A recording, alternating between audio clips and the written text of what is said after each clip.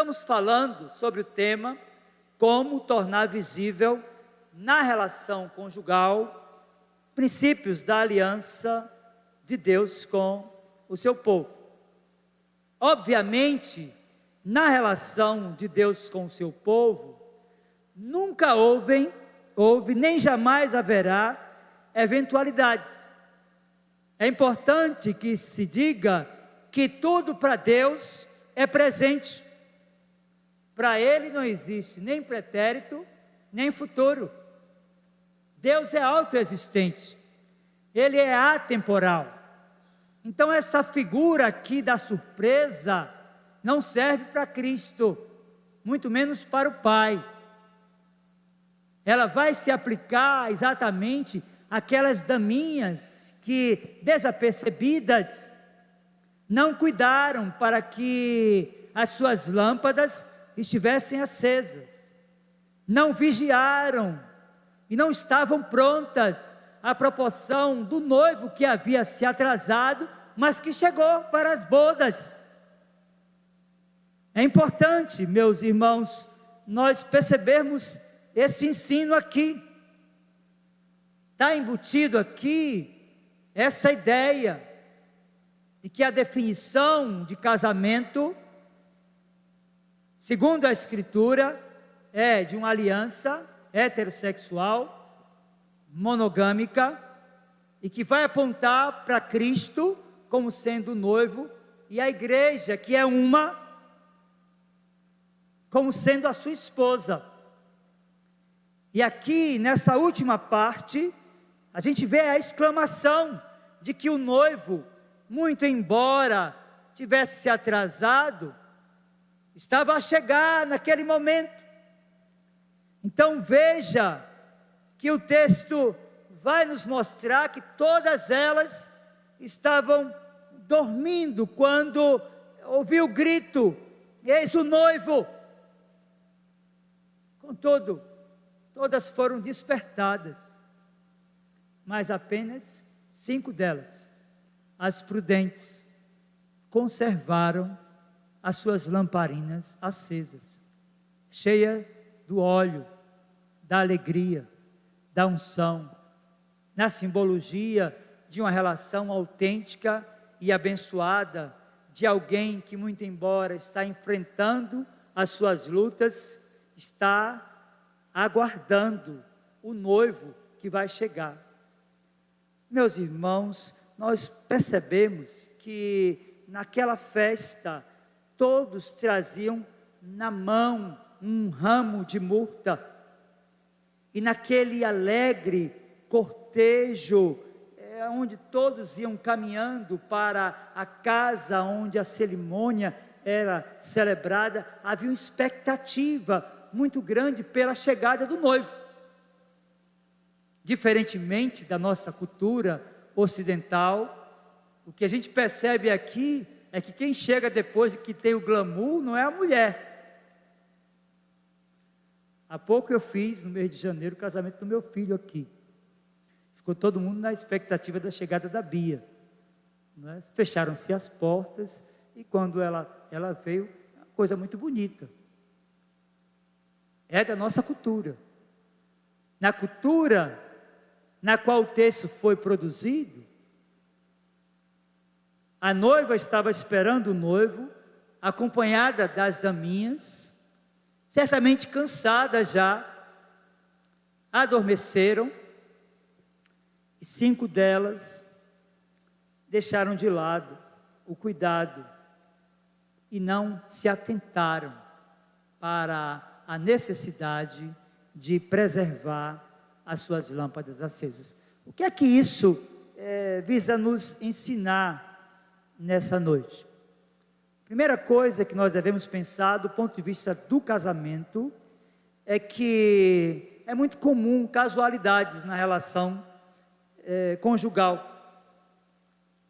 O pecado, ele vai se manifestar, porque muito embora nós já tenhamos sido libertados do poder do pecado, porque a Escritura diz que ele não terá mais domínio sobre nós, nós ainda não fomos libertados da influência do pecado. Então, na relação conjugal, é comum que não somente a noiva, mas o próprio noivo possa, em algum momento, desagradar o seu cônjuge. O que vai fazer com que a lâmpada da alegria, que a unção da relação e que a alegria desta relação ela seja preservada, é a capacidade do cônjuge de confessar os pecados, jamais colocá-lo debaixo do tapete. Se nós folhearmos a palavra de Deus, também no Salmo 51, nós vamos perceber que a confissão de pecados, ela é necessária não somente para nos reconectar nessa relação harmoniosa com Deus, mas para reconectar também as nossas relações. O problema é que muitas vezes os casais se desentendem, o moço fica aborrecido com a moça, ou vice-versa, e eles não têm a coragem, a capacidade, ou melhor dizendo, a humildade de dizer: me perdoe. E esse pedido de perdão ao cônjuge, ele deve ser precedido do pedido de perdão a Deus. Porque muito embora você possa ofender a sua esposa, ou você, a moça, ofender o seu marido, todo pecado é contra Deus. Essa definição que nós temos no Salmo 51, verso 4: pequei contra ti somente, e fez aquilo que é mal perante os teus olhos, de maneira que serás tido por justo no teu falar e puro no teu julgar.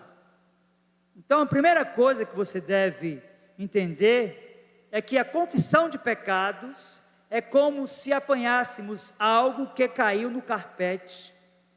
A ideia aqui é de manter a casa, o lar, limpo. Provérbios capítulo 28, verso 13 diz: o que encobre as suas transgressões jamais prosperará, mas o que as confessa e deixa achará misericórdia. Você quer restaurar a alegria da sua relação conjugal? Comece confessando a Deus o seu pecado. Depois de confessá-lo, deixe-o e procure o seu cônjuge. Vai dizer: eu pequei contra Deus, mas eu pequei contra você também. Eu preciso do seu perdão. Porque é isso que vai fazer sentido. Não é assim que Deus trata a gente? Jeremias diz que Ele renova sobre nós a cada manhã as suas misericórdias, porque elas são sem fim.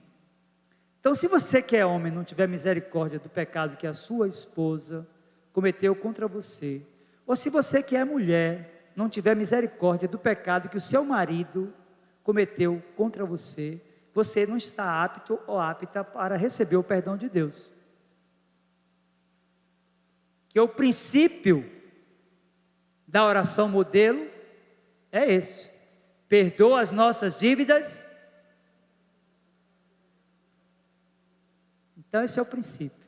Quer consertar? Começa com oração pedindo a Deus: Senhor, me perdoe, porque eu pequei contra a minha mulher. Senhor, me perdoe, porque eu pequei contra o meu esposo. Deixa eu dizer uma coisa para você: se você não fizer isso, você vai passar a vida inteira carregando um fardo com um peso inimaginável. E tem muita gente em consultório, com psicólogo, com psicanalista, e até em consultório de psiquiatria, tratando problemas que são espirituais. Falta de perdão, rancor, ódio. Elas passaram 20 anos da demanda, mas a pessoa não esquece. Ainda vem com aquela história: eu perdoo, mas não esqueço. Não é sem graça isso? Imagine se Deus fizesse isso com você ou comigo. Ó, você está perdoado, mas eu não estou esquecido não, viu? Qualquer hora eu vou jogar um raio na sua cabeça. A relação conjugal, ou você zera a conta para continuar, ou não vai dar certo.